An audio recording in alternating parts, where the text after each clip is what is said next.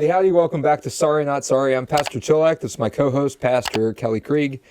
We're excited to come to you today. Episode 20. Episode 20. We're going to talk about common arguments which devalue life. Yeah, if we remember last episode, we talked about, what gives life value. Right. And so we live in a world today that promotes death, that promotes a devaluation of life. Mm-hmm. And it's most clearly seen in our culture of death, represented in abortion. But not just abortion, the end of life. Yeah, there's an uptick in euthanasia, suicide. Assisted suicide. Assisted physician-assisted suicide, or however you want to, the right to die movement. Right. And so, which is, like we say, is a devaluation of the value of human life, and what it is what's intrinsically valuable about us because being made in the image of God. He says we have worth, and so that gives us our worth. Not only are we created in His image, but then He comes back to redeem that image. Us. Yeah, right. He comes into incarnate. He becomes like us in every way except without sin, so that we would not have a God that cannot sympathize with us. As that verse says, so He knows our sorrows, our pains, our.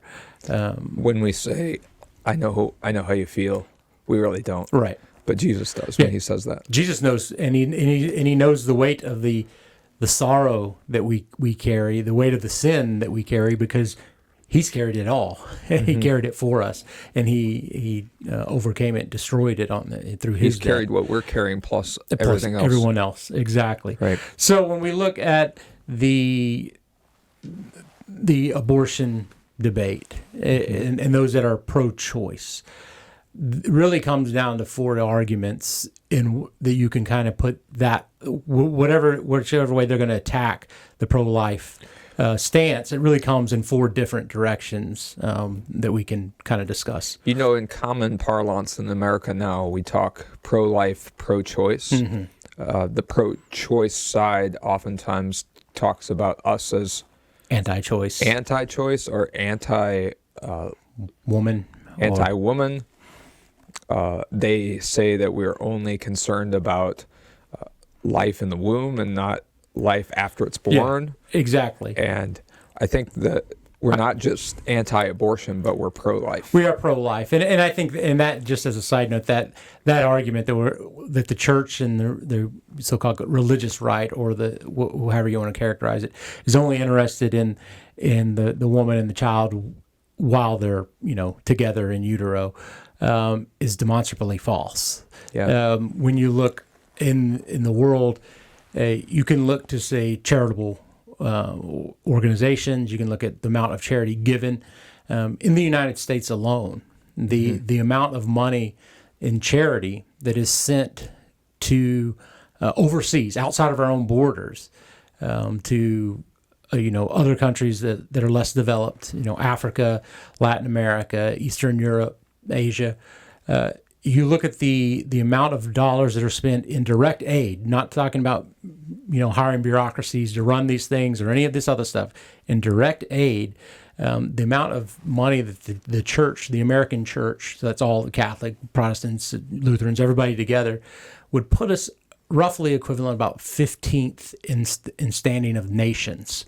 Wow. In the amount of a direct aid we give to others, which is housing, which is food, which is medicine, which is schools, all of these things. So this idea that we only care about in the womb is just false. Is demonstrably false. Then you have the other arenas, which is like we're pro-adoption, mm-hmm. we're pro-assisted living. All of these, right. And we've said it, from womb to tomb. We care about you. From your moment of your conception to the moment of your natural death, there's no point in which we don't care or think your life isn't valuable, and that is the truth of it. And of course, there's and this is what happens in debate. Oftentimes, we make a caricature of the other side and we attack that. We make the straw man, and that's what's attacked. And that's what happens most often with the pro-choice side, is they make a straw man argument, and then that's what they attack and try to defeat, ascribe to us qualities and traits that we just simply don't have. Right. But ultimately, like I said, it kind of comes down to these four arguments. And so what you're going to hear a lot of times is, and this can be kind of help y'all out there to remember these, is the acronym of SLED. So SLED. And so the S in SLED makes me think of snow. Right, which we get a lot of in Houston. Yeah, tons. So size. That's what the argument is. Well, it's just a clump of cells. It's it's small. It's not a human because it's just a clump of cells. And I'm just a clump of cells. You're just a lot more than... Yeah, we're just a lot bigger clump of cells. Yeah. And so the argument is ultimately, in whatever form that argument takes, when they're arguing about the size, that devalues or doesn't give them the same weight as someone who's bigger, then you simply have to ask them, well, for example, I'm bigger than you. Does that mean I'm worth more valuable than you are? You probably are. Well, I mean, in other reasons, but... You were supposed to defend me, Pastor Krieg. Sorry. No, we are equal. We are equal in our worth before God, and that is true, and that's what we do defend. But even in a more obvious way, my children are much smaller than I am. Much smaller, yeah. And all children are much smaller than we are. I mean, think about how you play this out. You have 3 kids. Mm-hmm. That would imply that your youngest kid is less important than your oldest. Yeah, although he's almost bigger than her. So, oh well, so that maybe wasn't the best example. But yes, but that's right. That so. Well, and it's like, if this is the case, I'm not going anywhere close to an NBA game because all of those guys are bigger than I am, or an NFL must be more important. Yeah, because they must be more important, and that's just, it's nonsensical when you actually unpack that argument. Yeah. Because they're smaller, they have less worth. Right.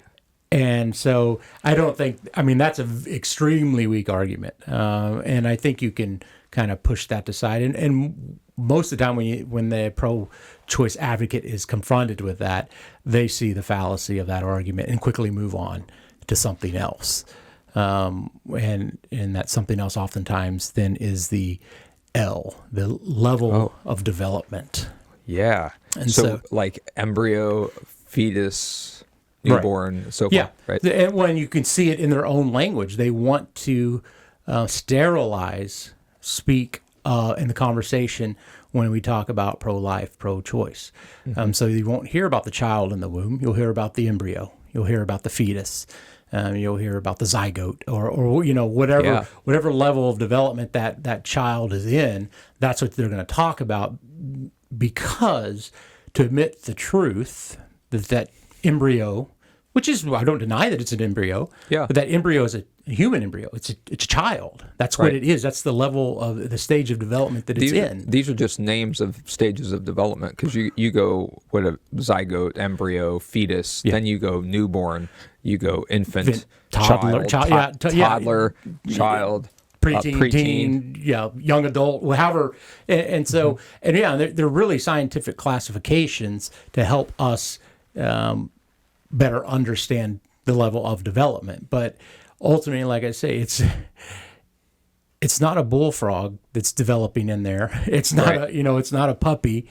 It's a human being, And perhaps, I don't know if this is the right time to interject this, and it's not the same human being that it's located inside. The DNA is different. Yeah, at the moment of conception, there is a unique individual apart and separate from the mother. And then we get, I guess, kind of the D of it when we get to, we can explore that as well.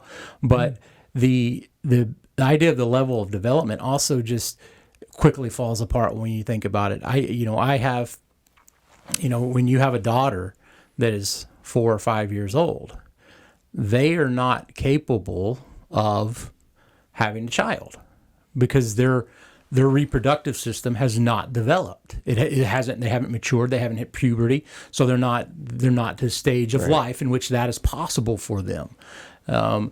Does that give them less worth? Absolutely not. Right. I mean, our argument is no. No, it doesn't give you less worth because you haven't been developed fully as an adult. But the argument then from the pro-choice side was, does that give them less worth? If they say no, then what's the difference then? Why is it then that a child that is not a mature adult has the same value as a child that, or as doesn't have the same value as a mature adult, but has more value than a child in the womb? And the level of development simply doesn't, like I say, you can't argue it in any true fashion when it's applied, evenly throughout a human being's life. Right. Either you have value from the beginning, or your value is arbitrarily assigned. And if it's arbitrarily assigned, then it can be moved. Yeah. So you can say, well, I just don't have any worth for an infant. Yeah. They have to be, able to eat solid food, or they need to be able to talk. And it can be moved, and it also can be, that value can be removed. Your value you had as an adult, you're old and unproductive. You have no value now. And we go from this, and this is what we see in the euthanasia movement of a right to die to a duty to die. You're old. Oh yeah. You should you're really. A burden you're on a others. burden on everybody else. You have a duty to die, and we look at the world and say, no, they don't. We have a duty to care for that person. And if we're being totally honest, every single human being we come into contact is a burden. Yeah. In one way, one level or another, we are a burden on one another. But we're called to bear one another's burdens. We to are help one to another, share to love each other. in that, and that's why it's so important to be around. I when I counsel people about their church attendance, that it's important to be in church because you never know when somebody's going to need you to lean on. And you don't know when you're going to need someone to lean on. And if they're not there, that you won't have that support. And if you're not there, they won't have that support. And so we are to carry each other's burden. There's a shut-in that I visited in Roswell. It was an older lady who was ready to go to heaven, and she couldn't understand why she had not been taken to heaven yet. Yeah. And one of the things I told her was, you are here to pray for others. Yeah. God wants you to pray for me, so That's He's put you here still to pray for your pastor and for your family. That's what I tell. I have a shut-in, a couple of shut-ins that and over the years that have expressed the same thing. Why am I here? Why can't I just go be with Jesus? And I always tell them, it's like, well, if you're not here, who am I going to visit? What am I going to do? And so, but the truth is that they're there for a reason, and like you said, to pray. They can pray. They can witness, and I usually tell them that, witness to your caretakers, witness to the people that you sit at lunch with, witness to whoever God walks through that door and has walked through your door. Yeah, in Deuteronomy chapter 6, the Lord tells Moses that fathers need to instruct their children and to talk about this word that He's given them when they get up in the morning, when they go to bed at night, when they walk along the road, when they sit down to eat, when they get up to... Yeah. But that word which you are taught by your father is something then that you then give to the next generation and that generation to the next, and it's something that should always be on your lips. Always. Yeah. And so we have the argument that, because it's clump of cells, the size obviously that doesn't determine worth. The level of development does not, but you'll see that as well, because you see this argument. Especially, I've seen an article. It was absolutely disgusting, but it talked about how Iceland had basically cured Down syndrome. Down syndrome, yeah, I've seen this. It's like, It's you didn't disgusting. cure Down syndrome. You've aborted You massacred. You massacred every child that was going to be born with Down syndrome, and so because that child will never develop to the level that that someone without why That's like saying we can cure cancer if we just kill every person that has cancer. Yeah, problem solved. And Now it's gone. That's like no, you can't. That's not what it's doing. And so the level of development is not a valid argument. And so they'll move then to environment. And this is what you hear a lot: my body, my choice. My body, my choice. Yeah. And that's fine. I could almost get behind that, but I wouldn't, simply because it's not really your body. It's God's. He has given Which it to we you. mentioned once, right? Right. It's a totally different human being, an individual with a different DNA and everything. And so even if like I say, even if you didn't have a child in you, your body is a gift that God has given you. But my body, my choice implies that the child growing in the mother is simply a growth akin to a tumor, akin to fingernails or hair or something like. And you'll often hear it described as a tumor, as a mass or something, and it's no different. But as you've pointed out, it's not. I can if a doctor removes a tumor from someone, or if you clip your fingernails, you can send that off to a lab, and I can tell you whose it is because I can match your DNA to it. That can be done. A child isn't going to have the same DNA. It'll be close. You'll be able to see, this is a child. Yeah, you can do maternity and paternity tests and figure those things out, but still, it's a different DNA. It's a different DNA. It's completely independent human being, or that is a separate human being, even though they are connected by a feeding tube, the umbilical cord, and so it's the environment. No. The fifth commandment tells us, you shall not murder. And in the Small Catechism, Martin Luther says we should fear and love God so that we do not hurt or harm our neighbor in his body, but help and support him in every physical need. Therein included is the fact that we should not hurt our neighbor. Mm-hmm. Like if I just decide to take a knife and cut off your ear, that would be a violation of the fifth commandment. Right. Or if I decided that I don't need my thumb anymore. It's a perfectly good thumb. There's nothing wrong with it. It's not diseased. It's not gangrenous or whatever. I just don't like it anymore. I'm just going to cut it off. That would be a violation of the fifth commandment. Well, and we used to see this reflected in our society in things such as Good Samaritan laws. We have a duty to not just not do harm, but to protect, to intervene in the life of another when their life is in jeopardy. Can't walk by someone who's drowning in a pool and just keep drinking my tea as I walk by. How's the water? Yeah, exactly. I have a duty to help that person, and so the idea that it's in the mother's womb, and so she has a right. She has bodily autonomy, and what I can say is as far as that goes, you do have bodily autonomy, and in the decisions you can make to not engage in acts that will produce a child.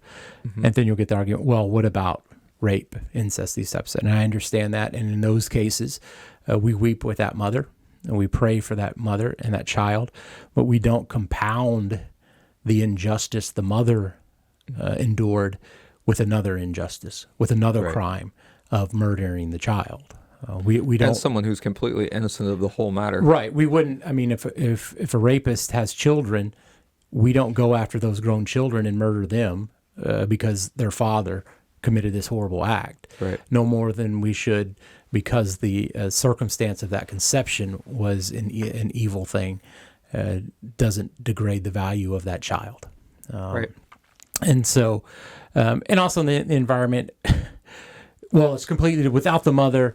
It couldn't survive. It had to. It takes food and from the mother and nutrients and all these types of things. So without that, it can't survive. That's true, but some of the people that we give the most value to in our lives, in our society, are those men and women who brave the outer reaches of the earth and go into space and explore, our astronauts and those people in the space stations. They're completely in a separate environment. They're heroes in our eyes. Do they have less worth because they have to have oxygen supplied to them? No. No. Feeding tubes? Yeah, feeding tubes. Yeah. No, they're still human beings. They still have an immense amount of worth. Same thing with somebody who, if you've ever been scuba diving, did you become less human because you were in an environment that you can't survive in naturally? Not. Of course not. I mean, and those are ridiculous claims to even think that. It's just as ridiculous to say, well, in the mother's womb, that child is dependent on the mother, and in that environment, it wouldn't be able to survive without the mother, and so it's not. Well, and then you get the other side, I think, of that argument where they would say, well, the mother is being leached of all of these nutrients and such. She has a parasite. Yeah. Right, but the beauty of God's creation and that the balance of what goes on here, that she is actually strengthened and provided for while her baby is too. The things that her body does. Right, it does, and it starts. Pregnant women often have these. The changes in their body are often very. There's the discomfort of the pregnancy, the weight, as the child grows, and all sorts of things. But there's also the benefits that go through there as the body changes and the hormones that are released and the endorphins and all sorts of things throughout the pregnancy that bolster that child or that mother. Mm-hmm. But so you have the environment, which also dovetails into the last one, the degree of dependency. Yeah. Well, that child is completely dependent upon that mother. So that's not fair, I guess, to the mother, or that gives the mother authority to end that child's life because they're completely dependent on it and they can't survive. Isn't that the same thing once they're out, though? Who's going to bring them to? What's the bring difference? The food to the table, or I mean, I have my oldest child is 12. And I have a 12, 10, and a 12, 10, and 8-year-old. Mm-hmm. I could drop all three of those off in the Amazon jungle. They're not going to make it. I would never see them again. Yeah, they wouldn't make it.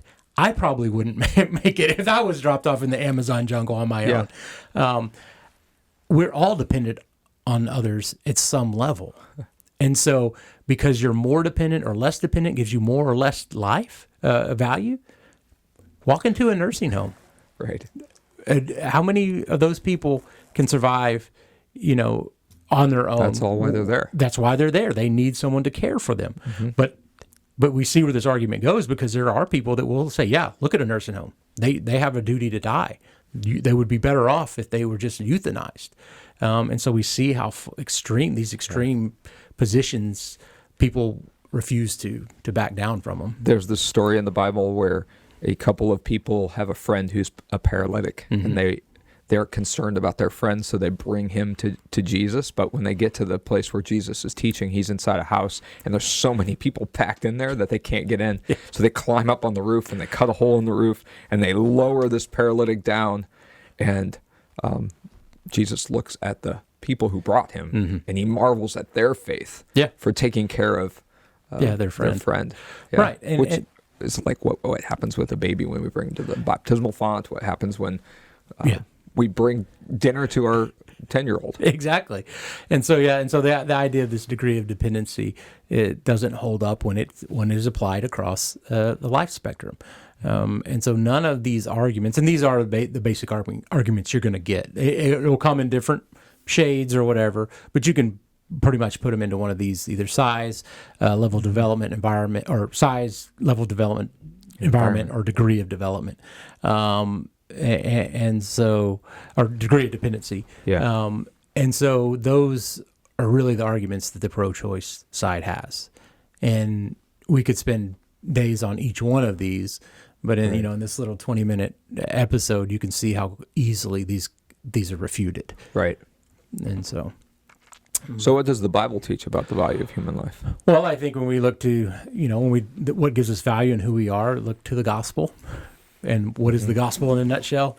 John 3:16. John 3:16. I mean, for God so loved the world that he gave his only begotten Son, that whoever believeth in him should not perish but have everlasting life. And that in there sums up the value of your life. That God laid down his life so you could have one. No matter how small you are, mm-hmm. how far along you are developed, no matter where you found or who needs to take care of you. Yeah, you have worth, mm-hmm. and it is infinite worth. We look at Timothy, 1 Timothy 2, it says, who desires all people to be saved. God desires all people to be saved and come to knowledge of the truth. So he desires all people to know him and to be saved, to not be lost eternally, so that they can have a life of his riches. 2 Peter 3 as well. The Lord is not slow to fulfill his promises. Some count slowness, but is patient towards you, not wishing that any should perish.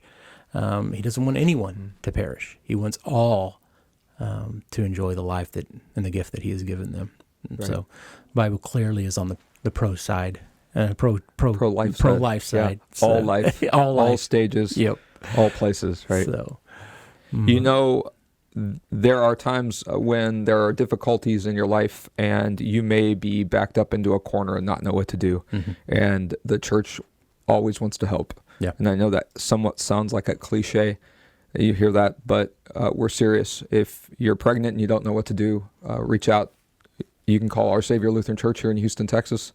Look us up on the internet, osl.cc. You can visit your pastor. Mm-hmm. Yeah. We can help. Yeah, we're there wherever it is, because your life matters and the life of your child matters, and God has proven that in what he has done for us. So, thanks for joining us today. Make sure that you subscribe, hit the bell. Make it ring. Tell all your friends and make a comment if you'd like. Yeah. So, I guess we'll be back next week. Yeah. I don't know what yet. 21. We'll get to drink beer then? No. That's our other show. That's the other one, yeah. That's the other one, yeah. The shameless plug, Loggers with Luther. Yeah, check it out. Yeah. Long form discussion. Lots of fun there. Yeah. And by the way, just as a kind of a segue there, we had a special episode of Loggers with Luther with Reverend Michael Solomink, who is the executive director of Lutherans for Life. And he talked a little bit about the SLED. Yeah, and we go in a lot more detail and a longer form to talk about. So if this sparks your interest, go check that one out as well. That was episode 3. Episode 3. That's pretty cool. All right. God's peace. Blessings.